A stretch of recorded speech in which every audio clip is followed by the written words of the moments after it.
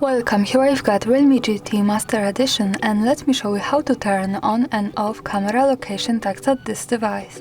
So let's start by tapping on camera button to open it, and for now we are on standard photo mode. From here let's go to right corner button to open camera settings, and here we can find location option with short info from the device that this can display location information in photo and video details. By using the button from the right we can easily turn it off and turn it on as we need.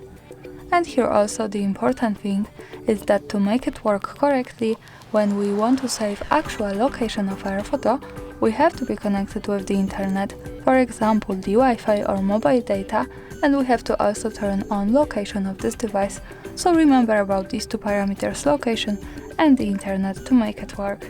Now let me keep turning it on all of these settings. Let's move back to camera to take a photo. To see it, let's go to left to the button that flows us straight to the gallery, and this is my picture.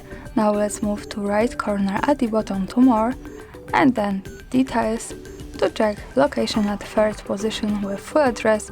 So greetings from Kraków, Poland, thanks for watching, subscribe our channel and leave the thumbs up.